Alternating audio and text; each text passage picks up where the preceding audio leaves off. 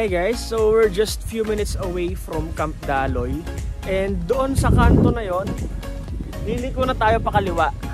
Kasi yan na yung signage or yan na yung tinuro nila sa amin na daan. So yan daw yung Daraitan Road. Diyan yung daan natin. So nag-stop over lang kami dito kasi nakita namin na sa likod namin merong magandang view. Bago kami lumiko, mag-picture muna kami rito. Dito sa scenery dito ng mga bundok and puno. See you there later sa Camp Daloy.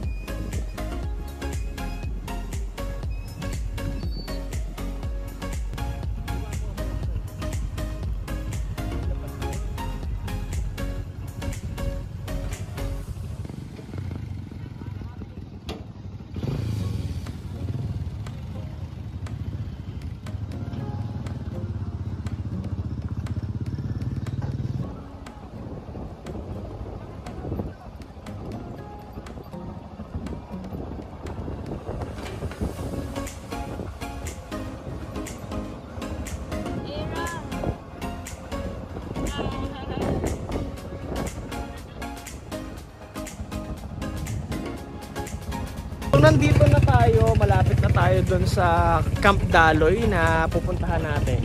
So may river crossing dyan. Isinakay namin dun yung motor, tapos sumakay din kami. Ang bayad sa motor is 30 pesos. Sa mga tao naman is 10 pesos each. Sobrang bilis lang naman. Mula dun, tatawid ka lang dito. Sasakay mo lang yung motor. Ayun ang aming motor. Diretso lang kami dun. Papunta na kami sa campsite. See you there guys. And welcome to Camp Daloy.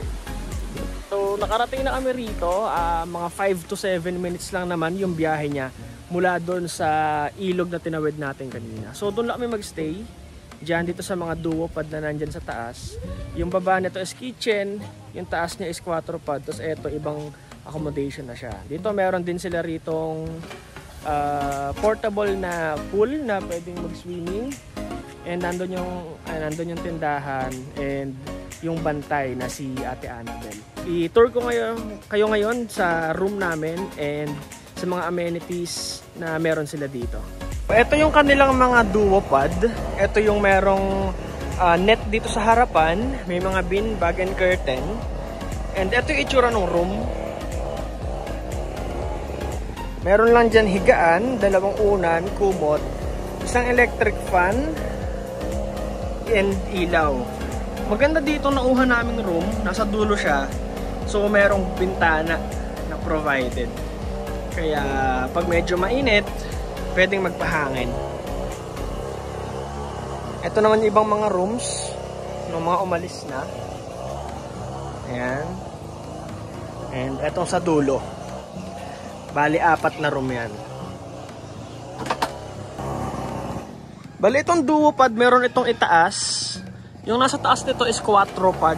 So mas malaki yung room niya kaysa dito sa kinuha naming duopad. And katabi nitong mga duopad and 4 pad is yung Falcon House nila.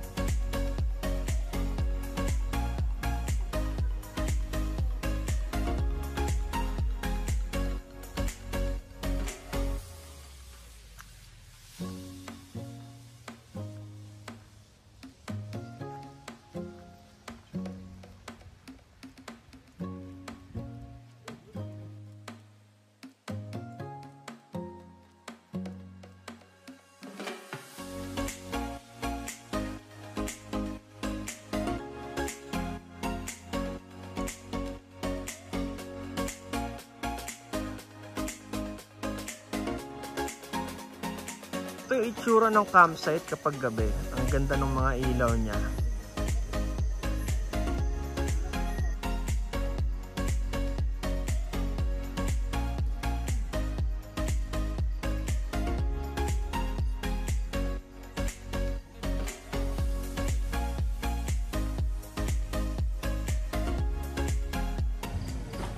Hi guys, so it's night time here sa camp. Tahimik na yung paligid. Maingay na lang dun sa kabilang campsite kasi merong nagti-team building na isang company. So kanina pa sila dun nagkakantahan and nag-games. Sadly, ngayon pala ay wala silang available daw na kahoy para makapag-bonfire kami. Pero if ever, ang bonfire dito is free of charge. Manghihingi lang kayo sa kanila ng kahoy. Kaya nga lang, wala daw kasi dumating na deliver ngayon.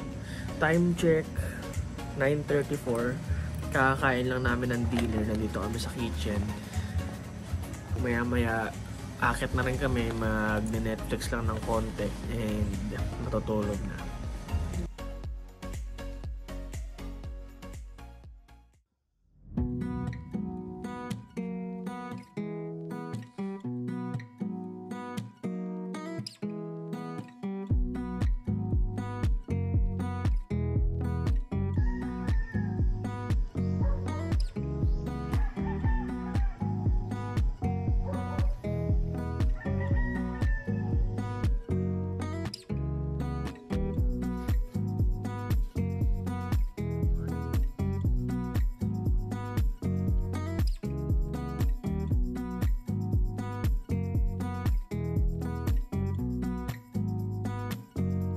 Ayan guys, so pag mag-stay kayo dito, pwede rin kayo manghiram sa kanila ng pamingwit para makapangisda. So, nanghiram kami ng pamingwit, makunguha lang din muna kami ng pain. And pupunta na kami sa ilog para manghuli ng isda. Nandun na si Maya, isa na una na sa ilog.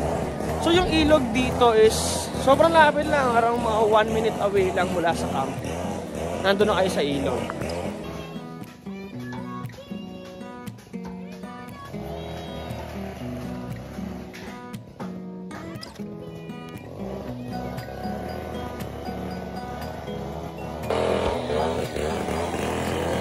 Kukuha ka na ng mga paing dahil may isda tayo.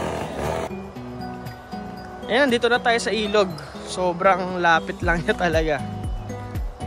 Ayun lang yung pinanggalingan natin na putikan, no? And eto na yung ilog ngayon. Oops, sumabit ang aking pamingwit. So eto yung kabilang campsite, Cariques campsite. Talagang riverside sila. And pwede kayo maglaro ng bola na pwedeng i-volleyball. Ito na ilog. Medyo maambon lang din pero nasa mataas na lugar kasi tayo and sarap naman yung nakakaligo tayo ngayon. May isda na tayo.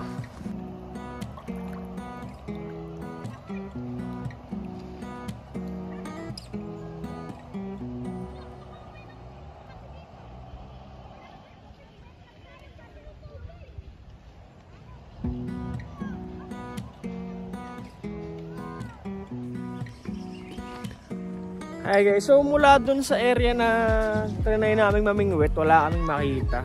Tapos banda doon, palakad doon, nakita akong para siyang white water na mabilis umaagos yung tubig. So pupuntahan namin doon. Malapit lang, tanaw lang dito mula sa pinuntahan namin.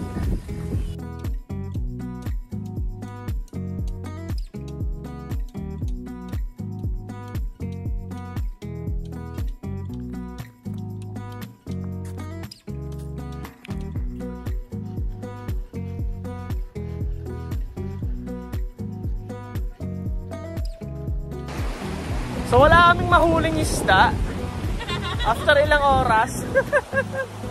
So tinulungan kami ng bata. Punta raw siya doon, nuhuli niya kami ng isda. So sana makahuli siya para may pang-ulam kami.